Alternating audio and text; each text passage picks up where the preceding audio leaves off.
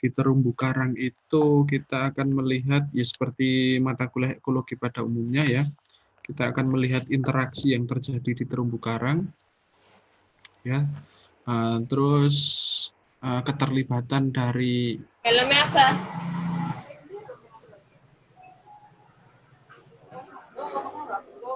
Kenapa Aziza pakai helm dia? Ambil kis, mau minum, belajar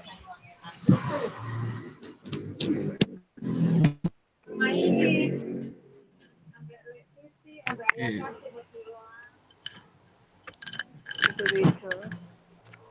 Oke, tolong di unmute ya, kecuali ada yang mau ditanyakan boleh di mute ya. Boleh di unmute ketika ada yang mau ditanyakan. Oke.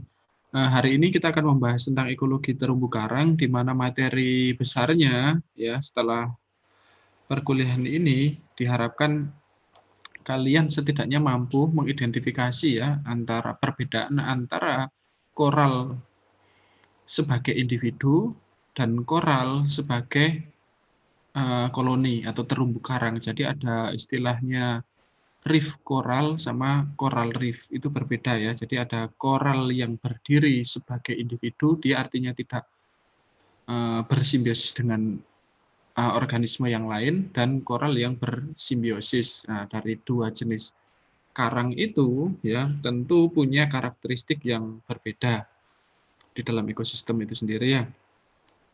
Nah, seperti yang kita sudah bahas kemarin di materi Prof. Amin yang pertama, kalau nggak salah kalian sudah dapat materi terumbu karang yang lengkap menurut saya, mulai dari definisi sampai dengan kondisi terkini dari terumbu karang itu sendiri. Baik, saya sambil share screen ya.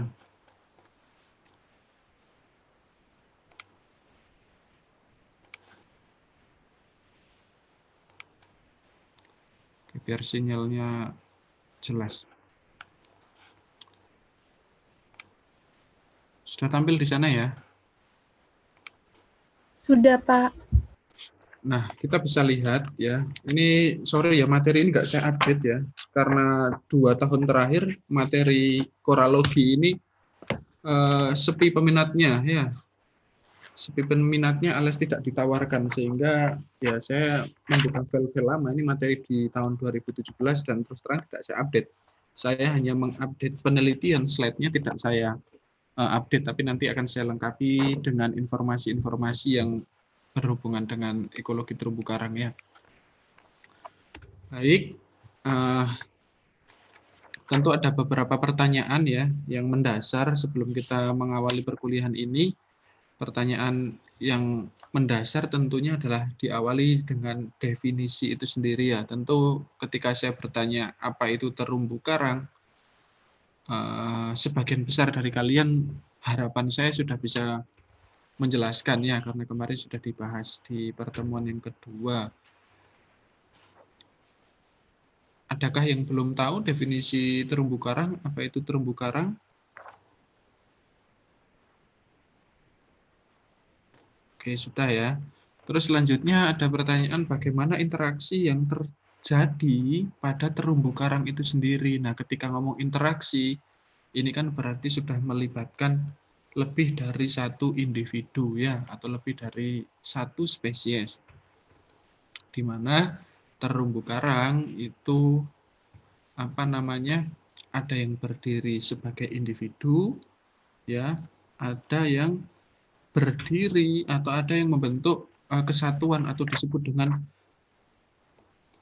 terumbu tadi. Nah, yang tidak bersimbion atau yang menjadi satu individu itu yang tidak mampu membentuk terumbu, atau istilahnya kemarin kita sudah kenal dengan ahermatipik ya, atau karang ya yang tidak menghasilkan kerangka kapur. Sedangkan yang hermatipik itu yang berkoloni ya, yang berinteraksi ya, yang bersimbion dengan zooxanthella kemarin ya. Zooxanthella itu dari plankton ya, dari plankton, di mana dia menghasilkan material anorganik ya yang dimanfaatkan oleh polip ya.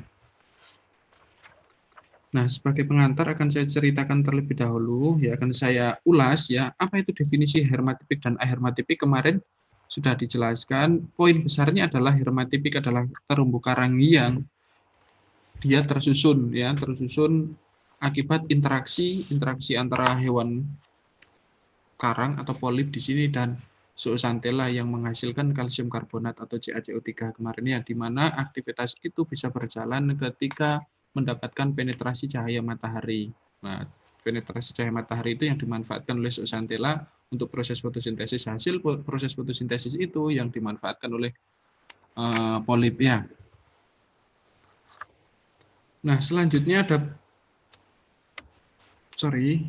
selanjutnya ada pertanyaan faktor-faktor yang mempengaruhi terumbu karang. Tentu ketika ngomong simbion ya, terus tadi saya mengulas sedikit penetrasi cahaya matahari, faktor-faktor yang mempengaruhi salah satunya adalah penetrasi cahaya matahari. Nah, selain penetrasi cahaya matahari di PPT di PowerPoint yang Prof. Amin berikan ke kalian, itu ada materi kalau tidak salah coral bleaching ya. Nah, coral bleaching itu adalah pemutihan terumbu karang. Nah, pemutihan terumbu karang itu diakibatkan oleh apa?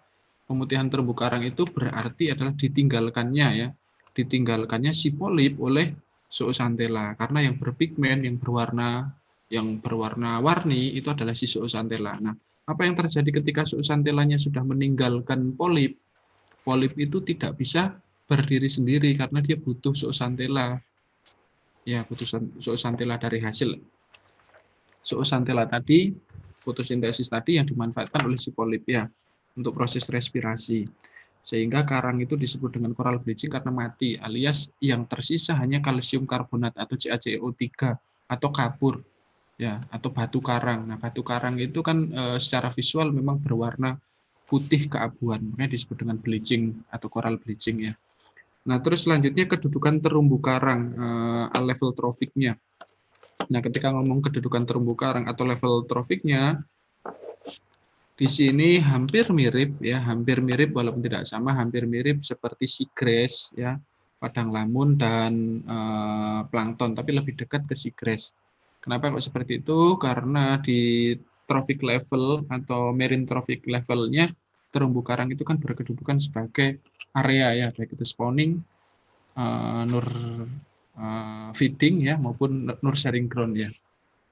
Bagi organisme yang lain tentu nanti akan ada spesies-spesies di luar terumbu karang yang berhubungan di sini ya, yang saling mempengaruhi ya, selain faktor pembatas tadi ya, selain faktor eksternal, ada juga faktor internal, ada juga faktor environmental yang dari luar, contohnya penetrasi cahaya matahari dan segala macamnya, itu kan faktor-faktor eksternalnya. Faktor internal selain polip dan zooxanthella itu sendiri, juga melibatkan organisme yang lainnya, termasuk di sini adalah predator. Nah, predatornya siapa? Organisme-organisme atau ikan-ikan termasuk krustase yang memanfaatkan terumbu karang sebagai ground-ground tadi, nursery ground, spawning ground, feeding ground, dan segala macamnya. Artinya feeding ground termasuk karang ini menjadi prey atau mangsa dari para predator. Nah, kita bisa lihat yang barusan saya jelaskan secara visual adalah seperti ini. Kita bisa lihat sama-sama. Kalau di sini gambar yang masih putih di sini ini bukan coral bleaching, tetapi di sini memang koralnya atau terumbu karangnya berwarna putih keabuan. Ini kita bisa lihat kalau di zoom di sini ini masih terdapat simbiosis antara si zooxanthella dengan polip ya. Masih seperti sayuran kol ya, tanaman kol. Tapi ketika dia sudah ditinggalkan oleh si zooxanthella dan polipnya akhirnya mati, yang tersisa adalah septum-septumnya atau lubang-lubangnya. Ya, jadi semacam bongkahan batu yang berlubang-berlubang itu. Nah, berlubang-berlubang itu adalah ditinggalkannya dua organisme tadi, polip dan zooxanthella. Yang tersisa hanya bongkahannya kalsium karbonatnya saja. Nah, terus kita bisa lihat di sini ada beberapa ikan-ikan ya, ikan-ikan yang memanfaatkan keberadaan terumbu karang ya atau level traffic yang tadi barusan saya bahas. Di sini kita bisa lihat ada beberapa spesies ikan yang tentunya menjadi predator bagi terumbu karang itu sendiri. Ya, jadi contohnya itu Salah satunya adalah bintang laut ya. Bintang laut itu dia juga gemar memakan polip ya, memakan juvenil koral atau terumbu karang yang masih muda ya. Terus ada beberapa ikan ya, ikan dari yang umum ya, ikan parrotfish ya, atau ikan kakak tua itu juga termasuk ikan yang gemar memakan juvenil terumbu karang. Nah, terus selain itu juga ada beberapa faktor eksternal seperti penetrasi cahaya matahari. Penetrasi cahaya matahari ini penting bagi terumbu karang, tetapi yang menjadi permasalahan sekarang adalah peningkatan suhu global. Nah, itu yang menyebabkan tingginya atau aktivitas coral bleaching itu meningkat. Karena banyak referensi mengatakan fluktuasi suhu sebesar 1-3 derajat Celcius di sini dia mampu membunuh zooxanthella atau menyebabkan coral bleaching tadi ya. Nah, terus yang selanjutnya ketika kita ngomong terumbu karang ya, terumbu karang itu tadi saya ulas kembali ada yang hermatipik, ada yang ahermatipik, ada yang berdiri sendiri ya, ada yang membentuk terumbu. Nah, yang membentuk terumbu itu yang hermatipik tadi. Yang ahermatipik yang tidak membentuk terumbu. Siapa yang paling membutuhkan cahaya matahari? Yang paling membutuhkan cahaya matahari tentu adalah terumbu karang, karang yang tidak berkoloni atau yang tidak membentuk terumbu. Kenapa seperti itu? Karena karang yang tidak membentuk terumbu dia adalah hewan ya, dia adalah hewan dari ordo Scleractinia. Di sini ya, sedangkan yang berkoloni dia kan bersimbion. Ya, simbionnya si zooxanthella tadi yang membutuhkan cahaya matahari. Nah, terus selanjutnya bagaimana sih terumbu karang ini berkembang biak kan gitu ya. Nah, terumbu karang di sini berkembang biaknya dengan dua cara ya. Yang pertama adalah vegetatif dan yang kedua adalah generatif di sini. Nah, tentu yang vegetatif dijelaskan bagaimana cara dia berkembang biak secara vegetatifnya. Dia membelah diri ya, membelah diri berulang kali ya, berfragmen ya atau fragmentasi ya. Terus yang generatif seperti apa? Yang generatif seperti biasa terjadi pembuahan ya, sel jantan dan betina, di mana pembuahan ini terjadi di dalam satu polip ya, di dalam satu polip, di mana biasanya dia terdapat dalam satu jaringan yang sama.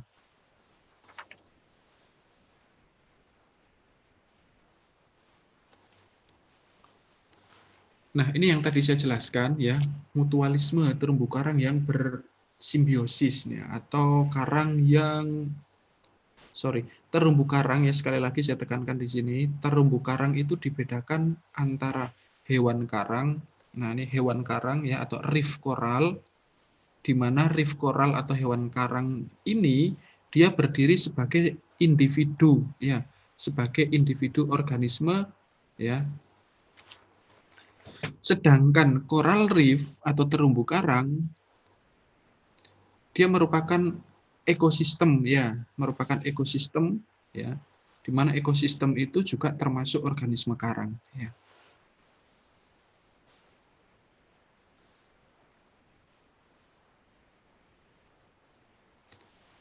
Nah, kembali ke terumbu karang ya. Terumbu karang atau ekosistem terumbu karang seperti yang sudah saya ulang-ulang di sini melibatkan dua individu ya, satunya hewan atau si polipnya yang kemarin kita sudah bahas di Cnidarian, dan satunya adalah zooxanthella. Zooxanthella itu adalah sebutan ya, bukan bukan spesies ya. Zooxanthella itu adalah sebutan ya, sebutan dari fitoplankton ya yang bermutualisme ya, yang bersimbion dengan polip. Jadi kalau kita melihat terumbu karang itu kok berbeda-beda, tumbuhnya juga berbeda, warnanya juga berbeda. Nah, hal tersebut dipengaruhi oleh zooxanthella atau spesies ya, atau zooxanthella yang bersimbion. Karena banyak sekali spesies-spesies yang belum teridentifikasi ya. di mana di penelitian terbaru, bukan terbaru, 2 tahun yang lalu pernah disampaikan oleh saya lupa keynote speaker dari seminar internasional yang ada di fakultas ya. Dia membahas spesifik tentang zooxanthella, di mana zooxanthella itu dia benar-benar dipengaruhi oleh fluktuasi suhu. Beliau menjelaskan beliau ingin membuktikan bahwasanya apakah benar sih fluktuasi suhu 1-3 derajat itu benar-benar menyebabkan coral bleaching. Pertanyaan beliau seperti itu, akhirnya beliau membuktikan riset eksperimental di dalam akuarium ya, di dalam akuarium bahwasanya perlakuannya suhu 1-3 derajat, pembuktiannya adalah apa yang terjadi terhadap zooxanthella. Nah, didapatkan dari hasil penelitian beliau bahwasanya suhu shocking thermal ya, penetrasi suhu yang tinggi tadi di antara 1-3 derajat itu benar-benar merubah morfologi dari si zooxanthella. Perubahan yang signifikan terlihat dari apanya? Perubahan yang signifikan terlihat adalah dari ukurannya, dari besaran ukuran zooxanthella. Jadi terumbu karang yang dikembangbiakkan di suhu yang optimal dengan fluktuasi normal itu biasanya 1 derajat, dan dikompar dengan terumbu karang yang dibudidayakan pada fluktuasi suhu 1-3 derajat, ukuran zooxanthellanya sudah berbeda. Nah, artinya ketika ukuran zooxanthellanya berbeda, hasil metabolisme ya atau hasil fotosintesa dan segala macamnya dari zooxanthella itu besarnya juga berpengaruh. Sehingga itu yang menyebabkan kenapa sih pertumbuhan terumbu karang pada kedalaman yang ideal atau penetrasi cahaya matahari yang cukup dengan fluktuasi suhu yang optimal itu pertumbuhannya lebih cepat karena dipengaruhi oleh zooxanthella tadi ya. Jadi yang merespon climate change dan fluktuasi suhu yang pertama adalah zooxanthellanya tadi. Nah, polip dia mendapatkan hasil fotosintesis dari si zooxanthella. Begitu juga sebaliknya, si zooxanthella dia mendapatkan material inorganik dari hasil ekskresi si polip di sini ya. Sehingga kedua organisme tersebut di sini dijelaskan memiliki mutualisme simbion ya atau simbiosis mutualisme ya. Nah, siapa yang heterotrof, siapa yang autotrof, tentu tidak perlu saya bahas lagi, sudah jelas ya. Terus yang selanjutnya adalah terumbu karang yang kita lihat ya, yang mengalami pertumbuhan ya, pertumbuhannya kan cenderung vertikal ataupun horizontal ya. Jadi pertumbuhan terumbu karang ini banyak sekali faktor yang mempengaruhi. Selain penetrasi cahaya matahari, dia kecenderung fototaksis positif, dia juga punya kecenderungan dipengaruhi oleh arusnya. Nah, terumbu karang yang kita lihat atau koral, batuan koral itu merupakan deposit ya, deposit kalsium karbonat di sini ya.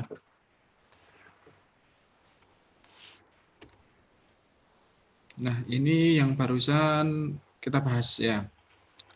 Di sini ada beberapa perannya ya. Di sini ada setidaknya ada segitiga ya, ada 3 faktor ya, ada 3 faktor yang benar-benar relate, yang benar-benar mempengaruhi, yang mana adalah aktivitas fotosintesa dari zooxanthella, dan yang kedua adalah penyerapan bahan organik terlarutnya, dan yang ketiga adalah peranan si zooplankton atau si zooxanthella itu sendiri ya. Nah, di sini ada beberapa faktor. Faktor yang pertama adalah cahaya matahari yang barusan saya bahas sudah, terus selanjutnya adalah hidrodinamis ya. Hidrodinamis itu pergerakan arus termasuk El Nino La Nina, pola arus ya. Terus selanjutnya ada nutrisi termasuk juga sedimen ya. Nah, seperti yang kita ketahui sedimen ini menjadi faktor pembatas selain penetrasi cahaya matahari ya, termasuk kedalaman, di mana sedimen itu sering ya atau cenderung dia menutupi permukaan zooxanthella maupun polip. Nah, di situ menghambat terjadinya proses fotosintesis dan tentunya juga menghambat deposit kalsium karbonat, sehingga pada saat pengukuran visual atau pengamatan visual terumbu karang cenderung dinilai mengalami pertumbuhan yang lambat.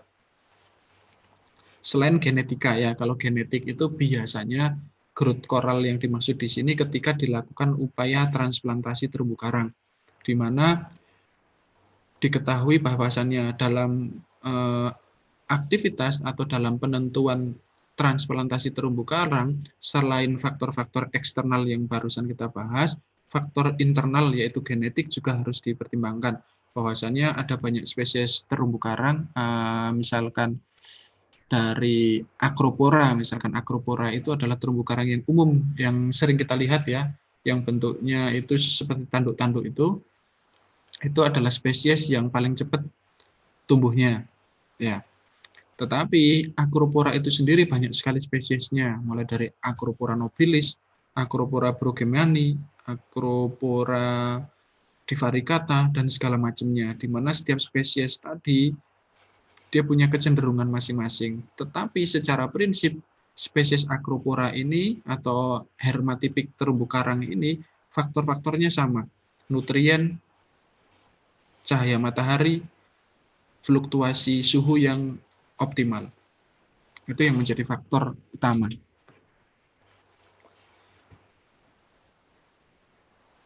Nah, ini ada beberapa, sorry ya, saya sudah lupa terkait dengan aktivitas-aktivitasnya mungkin sudah berbeda juga. Ini ada beberapa para pemerhati ya. Ini adalah beberapa pemerhati terumbu karang yang ada di Indonesia ya.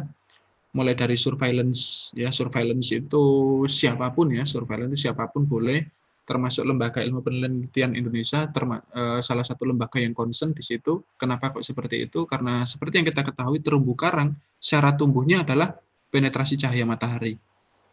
Artinya di bumi ini diversity terumbu karang itu hanya ada di perairan tropis. Nah, makanya banyak sekali pemerhati terumbu karang di luar Indonesia yang concern juga. Kenapa? Karena aktivitas degradasi terumbu karang atau kerusakan terumbu karang di negara-negara tropis itu cenderung terus mengalami peningkatan ya. Kurang lebihnya seperti itu. Terus ada PHPA, saya lupa PHPA nih, sorry ya, saya sudah lupa nih.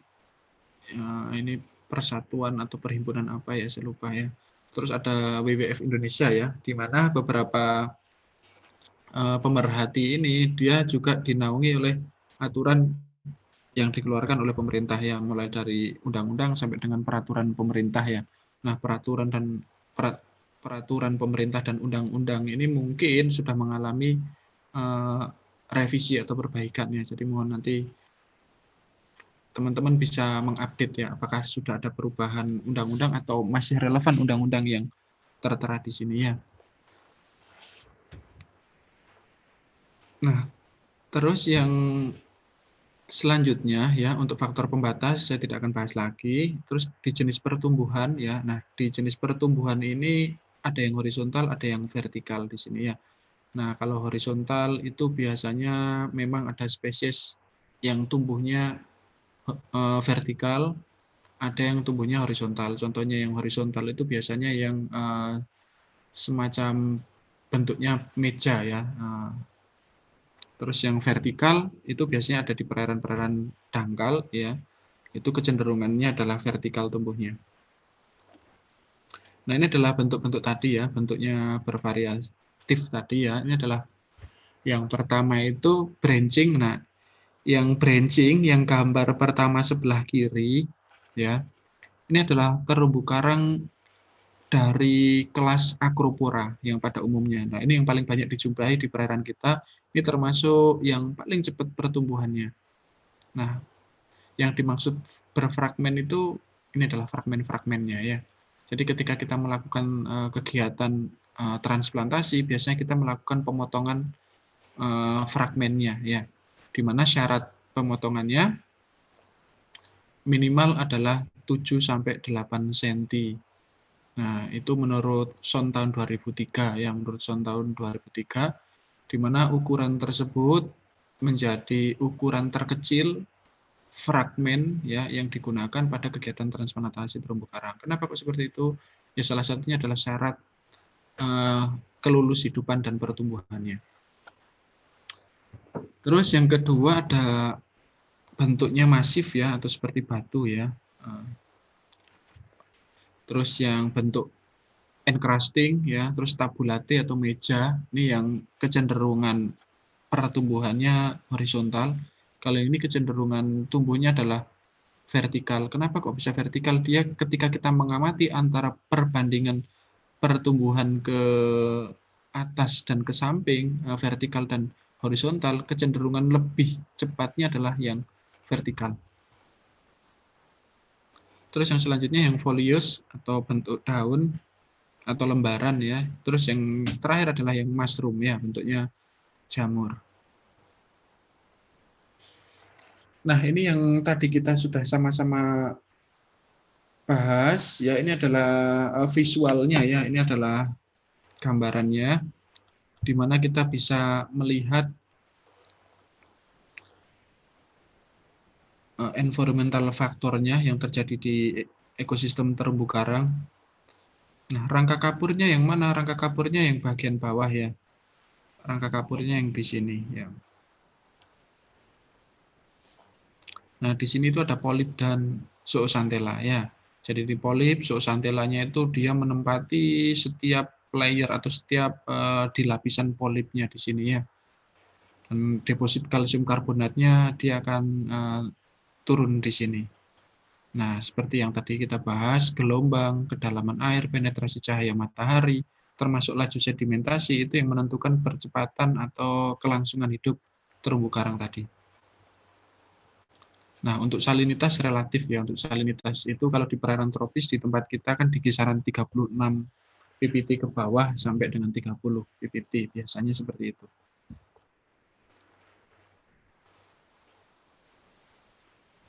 Nah, dari hasil beberapa riset, khususnya di perairan tropis, laju pertumbuhan terumbu karang itu yang bagus di kisaran 5 sampai 10 meter.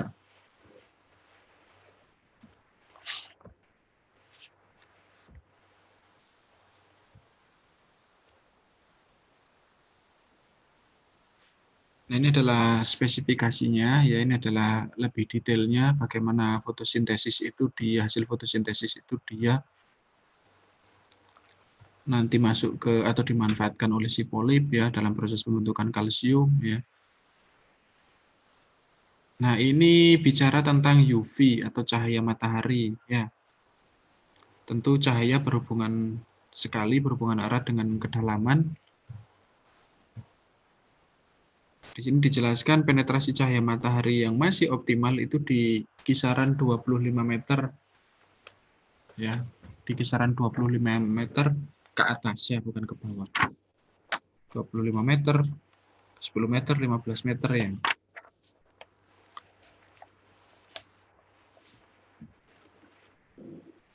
Nah, ini materi di limnologi ini adalah beberapa gelombang saja. Ini adalah panjang gelombang ya. Jadi kalau Mechiku hibiniu atau gelombang yang tampak itu yang panjang gelombangnya sekian, itu yang termanfaatkan ya.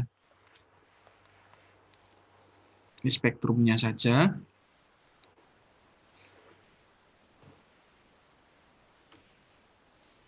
Nah, ini kita bisa lihat coral bleaching-nya. Yang terjadi pada coral bleaching itu seperti apa. Nah, di sini healthy coral atau coral yang masih sehat itu ketika normal, ada polipnya, ada zooxanthellanya, keduanya hidup harmonis ya, keduanya saling memberi manfaat, nutrien dan unsurnya tersedia, tidak terpengaruhi atau tidak terhalang oleh aktivitas sedimentasi dan segala macamnya.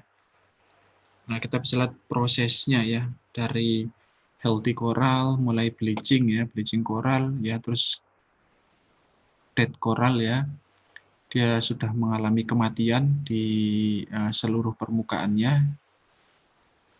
dan selanjutnya yang tersisa hanya kalsium karbonatnya ya, tentu bentuknya juga bentuk terumbu karang ya, kalsium karbonat atau batu karangnya atau batu kapurnya. Nah, di sini ada beberapa penjelasan lagi selain suhu ya, suhu yang bagus atau suhu optimal untuk kehidupan terumbu karang itu di kisaran sekian ya, 25 sampai 28 derajat. Ini relatif ya, ini relatif. Karena banyak spesies yang di kisaran 31, 32 juga masih optimal tumbuhnya ya. Terus dijelaskan di bawah 19 derajat Celcius pertumbuhan terhambat. Nah, ini biasanya ada di daerah subtropis ya, di daerah subtropis kecenderungan pertumbuhan terumbu karangnya relatif lambat dibandingkan di daerah tropis. Nah, apa itu bleaching? Bleaching yang pertama ditandai dengan keluarnya si zooxanthella tadi ya. Ditandai dengan keluarnya zooxanthella dari hewan karang, sehingga menyebabkan hewan karang itu tidak mendapatkan nutrisi lagi atau tidak mendapatkan pasokan oksigen.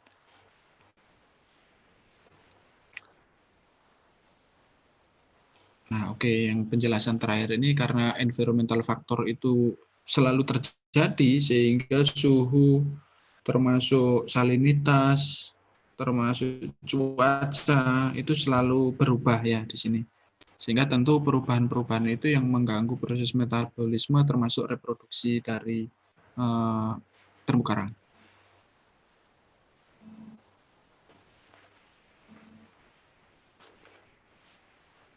Sebentar ya, saya angkat telepon sebentar. Maaf.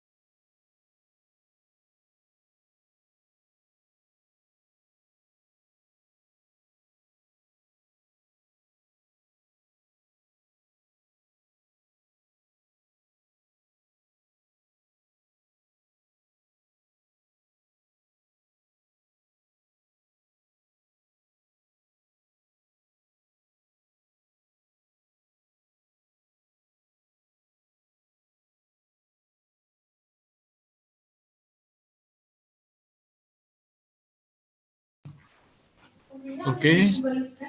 Hah?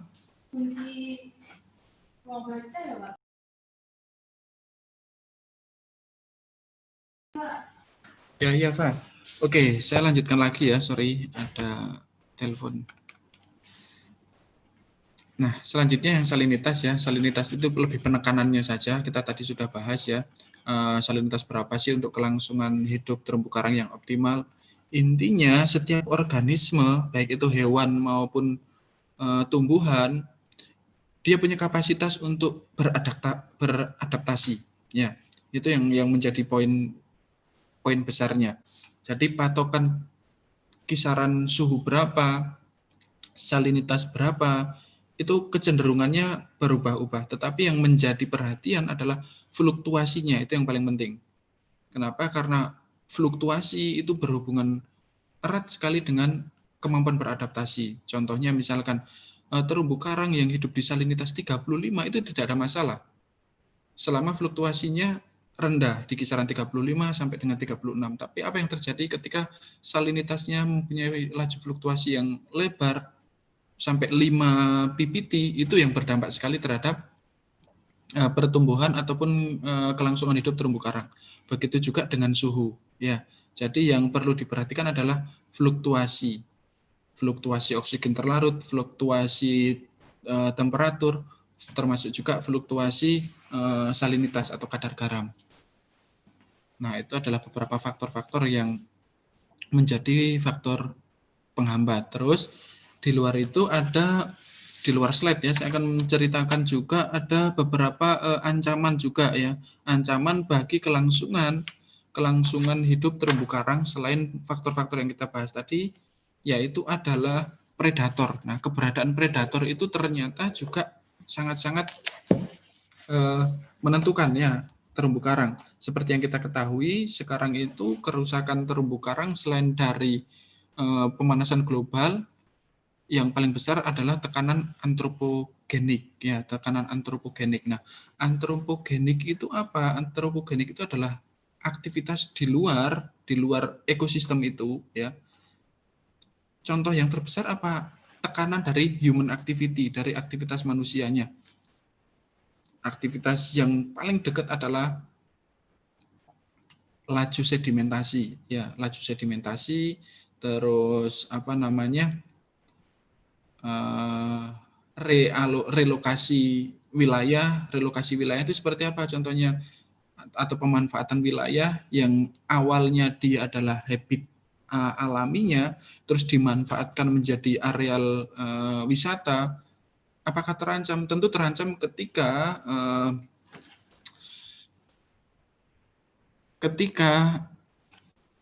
penempatan wilayahnya atau pembagian alokasinya atau bahasa ekologinya itu adalah, sebentar saya kok lupa istilahnya, zonasi, ya, istilah zonasinya tidak benar, itu yang menjadi ancaman. Seperti apa contohnya? Kita kasus di terumbu karang di Pulau Tabuan, ya, terantropogenik apa yang paling besar itu adalah aktivitas penangkapan ikan karangnya. Targetnya ikan karang, tetapi yang rusak adalah terumbu karang. Kenapa kok seperti itu? Karena aktivitas penangkapannya dia menggunakan bom, ya, menggunakan bom. Aktivitas itu tentu terjadi bukan sekarang, ya, di masa lalu, tapi dampaknya kan tetap merusak, ya. Terus selanjutnya apa? Selanjutnya adalah pendaratan kapal. Nah, pendaratan kapal itu juga menjadi salah satu pemicu rusaknya atau tingginya kerusakan terumbu karang. Dari mana? Salah satunya adalah pelepasan jangkarnya, ya. Jadi itu contoh-contoh faktornya. Selain juga penangkapan ikan dengan alat-alat yang merusak lainnya, ya. Terus yang terakhir adalah predator. Nah, kenapa kok predator ini sekarang menjadi ancaman? Karena sebaran atau tutupan atau biodiversitas terumbu karang yang semakin sedikit tadi. Ya. Nah, yang selanjutnya adalah kecerahan dan kekeruhan tadi, ya. Urgensi kecerahan dan kekeruhan tadi adalah menghambat proses fotosintesis tadi.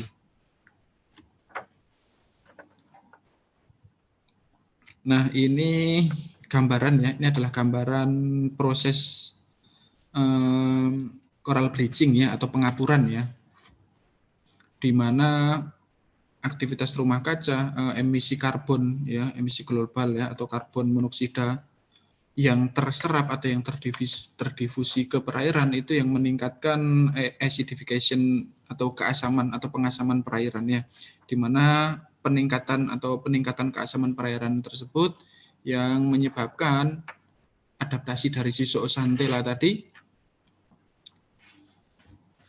atau kemampuan adaptasi dari zooxanthella tadi terganggu, yang berdampak pada kematian organisme tersebut yang menyebabkan coral bleaching. Nah, padahal kalau kita tahu, ya, kalsium karbonat itu kan dia buffer pH, ya.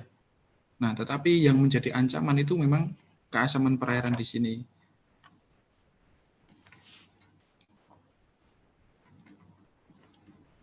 Nah, ini ada penjelasan saja, informasi-informasi tambahan, bagaimana pergerakan arus itu juga membawa massa yang berdampak terhadap tingginya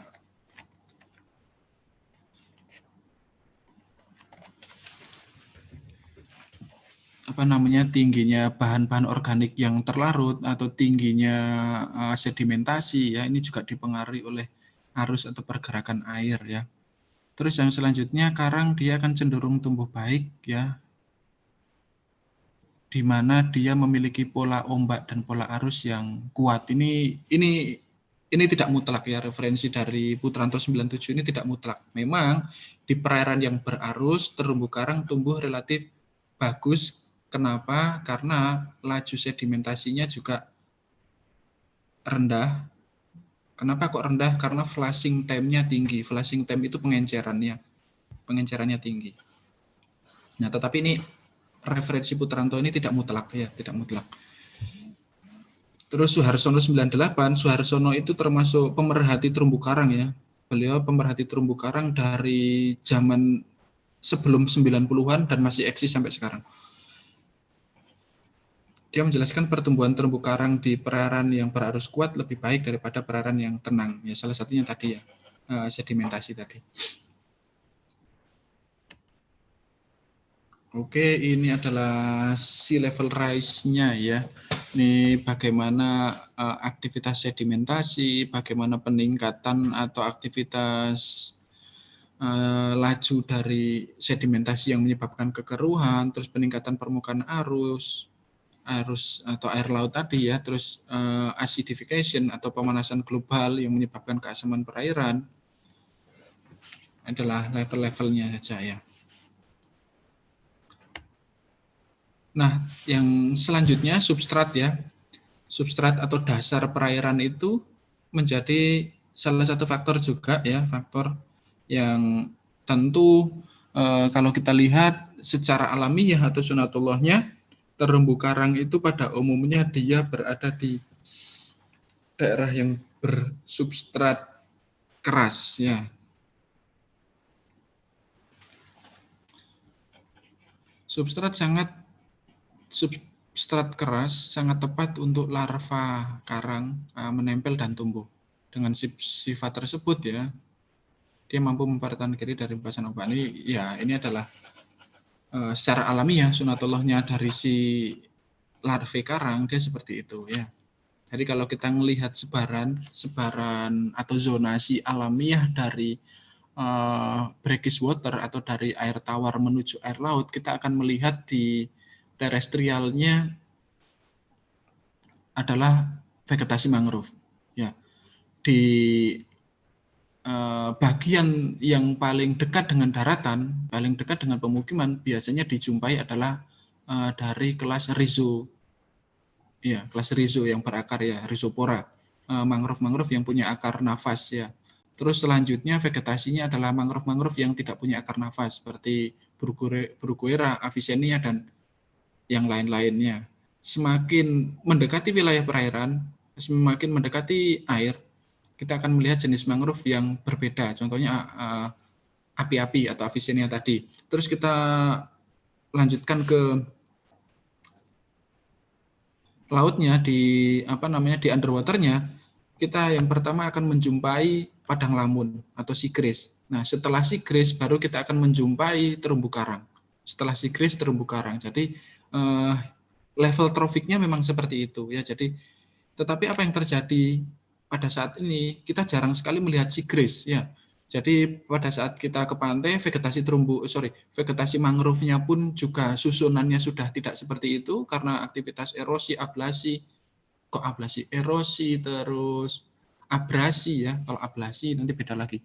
Abrasi pantai itu kan sudah menyebabkan ekosistem mangrove-nya terganggu. Apa yang terjadi ketika ekosistem mangrove-nya terganggu? Aktivitas sedimentasi dari daratan yang harusnya ditangkap oleh akar mangrove rhizopora tadi, dia sudah tidak tertangkap lagi atau sudah berbeda perannya sehingga laju sedimentasi yang ke arah laut itu cenderung lebih tinggi. Siapa yang terdampak terlebih dahulu? Kematian dari si sigris tadi. Atau kita jarang sekali melihat padang lamun.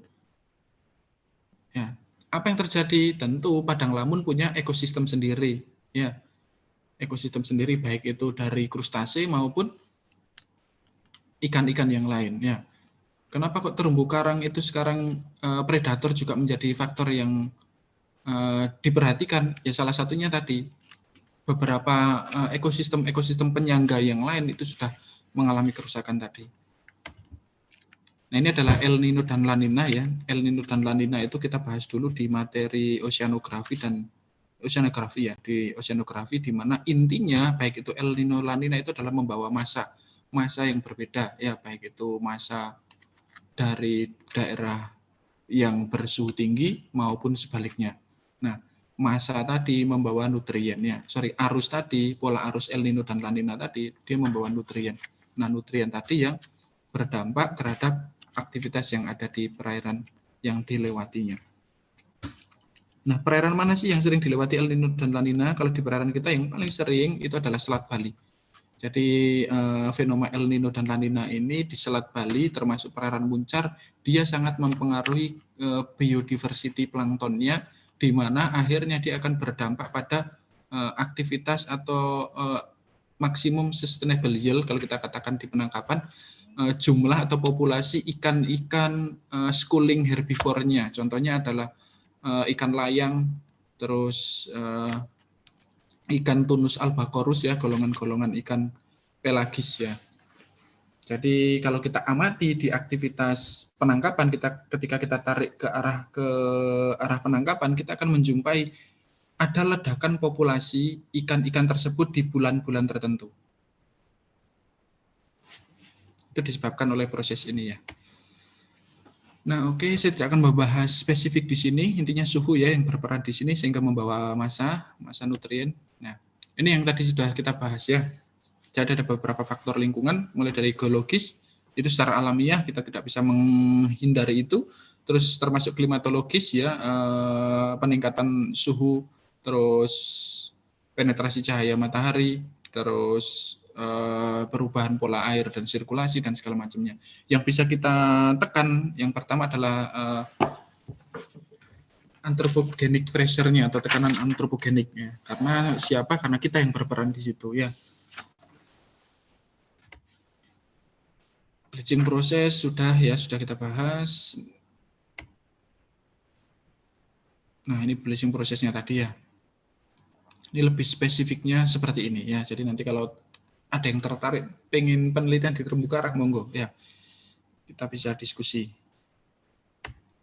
Nah, yang terakhir ini adalah rangkumannya. Jadi karang atau koral di sini dia dijelaskan merupakan hewan dari ordo Scleractinia ya, yang mempunyai skeleton. Hampir semuanya memiliki skeleton atau kerangka kapur yang keras di sini. Terus cara hidupnya dia bergantung matahari.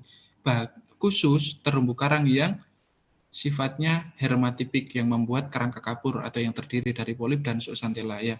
Sedangkan hewan dia hidup hewan karang yang membentuk koloni, Terus selanjutnya makanan dari hewan karang ini adalah senyawa organik yang dihasilkan ekskresi dari zooxanthella termasuk oksigen ya, hasil fotosintesis tadi ya, yang hidup pada jaringannya.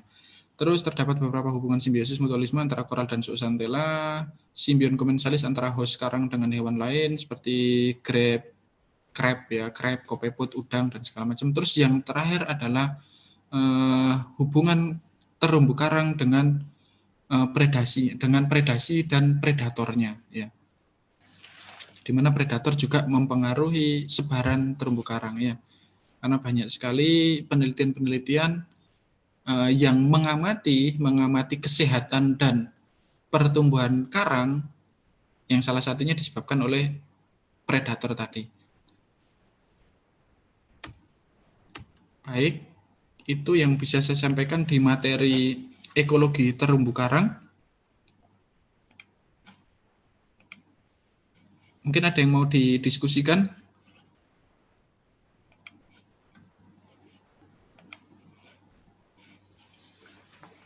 Atau cukup?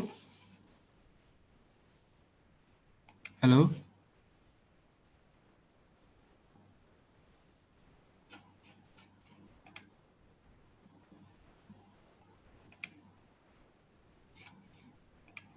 Halo? Cukup, Pak. Cukup, Pak. Oke. Paham atau enggak? Atau paham atau enggak paham nih? Paham.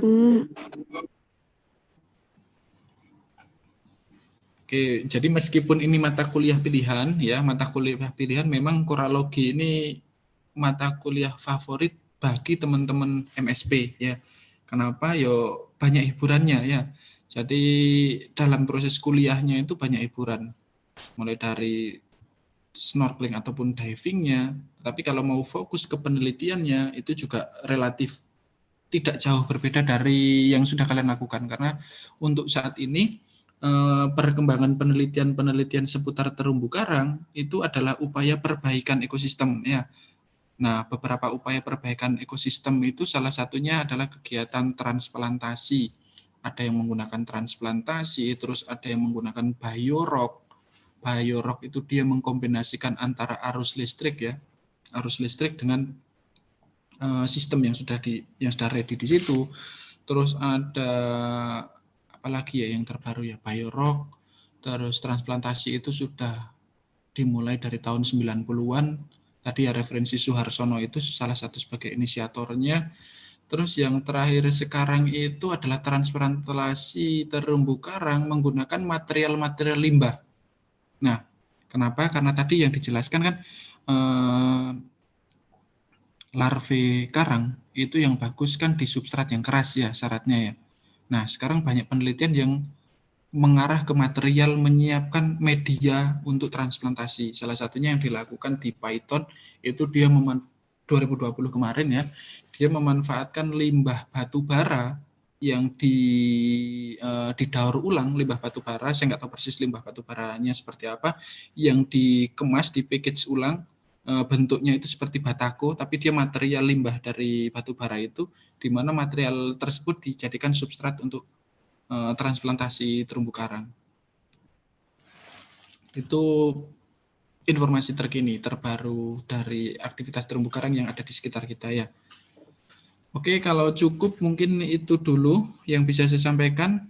Ya, kurang lebihnya saya mohon maaf. Nanti kalau ada pertanyaan bisa chat ya, kalau misalkan belum terfikir ya. Mungkin itu dulu dari saya, kurang lebihnya saya mohon maaf. Mudah-mudahan bermanfaat dan tetap jaga kesehatan dan beraktivitas normal ya. Oke, saya akhiri. Wabillahi taufiq wal hidayah. Wassalamualaikum warahmatullahi wabarakatuh. Waalaikumsalam Waalaikumsalam warahmatullahi wabarakatuh. warahmatullahi Waalaikumsalam warahmatullahi wabarakatuh.